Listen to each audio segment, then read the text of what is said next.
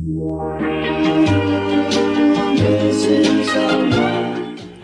บายดีซาวหักฟิล์มสตอรี่มื้อนี้หักฟิล์มสตอรี่จะมารีวิวกล้อง Pentax S3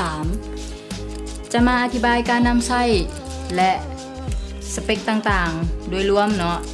กล้องรุ่นนี้จะเป็นกล้องแบบระบบแมนนวลคือการถ่ายจะเป็นระบบแมนนวลบ่มีออโต้เนาะบ่มีถ่านสามารถถ่ายได้เลนส์จะเป็นเมาส์ M42 เนาะคือแบบระบบหมุนเกลียวคือหมุนเกลียวออกมาวิธีใส่กลับตั้งให้มันเทียงๆแล้วหมุนกลับเนาะมาเบิ่งเลนส์นี่จะมีค่าหูหับแสงถึง f 1.4 วงแหวนนอกจะเป็นวงแหวนการหมุนโฟกัสเนาะปรับโฟกัสวงแหวนในจะเป็นการปรับค่า f ด้านเทิงด้านซ้ายมือวงแหวนซ้ายมือจะเป็นการปรับ ISO ซึ่ง ISO จะมาตาม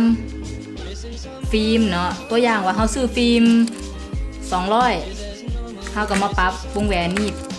อยู่ที่200มาเบิ่งเบื้อง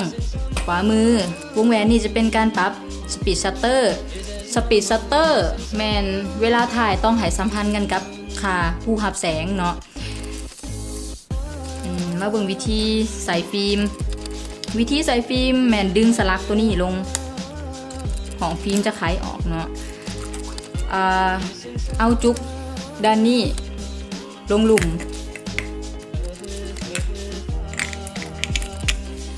ดึงฟิล์มแล้วมันจะมีช่องอยู่นี่เนาะให้สอดฟิล์มใส่เบื้องนี้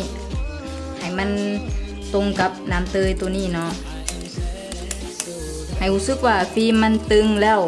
จะบ่หลุดแล้วอัดฝากดถ่ายประมาณ 2-3 พูกก็ได้เนาะ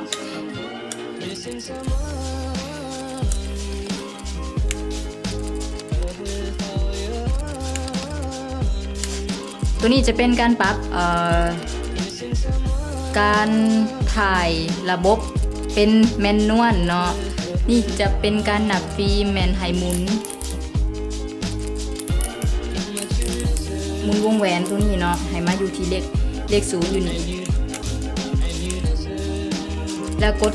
กดถ่ายประมาณ 2-3 รูปเนาะวิธีการกอฟิล์มตัวอย่างว่าเฮาถ่ายแล้วเบิดเนาะการกอฟิล์มคือให้ดึงให้กดปุ่มตัวนี้เนาะค้างไว้แล้วมาหันเนาะให้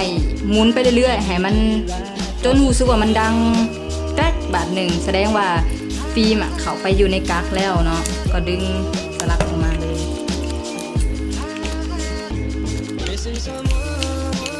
ก็สามารถเอาฟิล์มนำไปล้างได้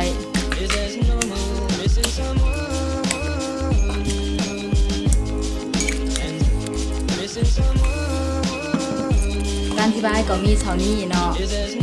เดี๋ยวพบกัน